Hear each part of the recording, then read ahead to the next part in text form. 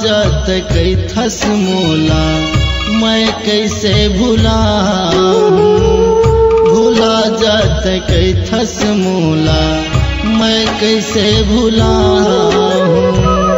तोर सुरत करके तनला माटी माँ समाऊं, चार झन के कांधा मजाऊं माटी माँ समाऊं।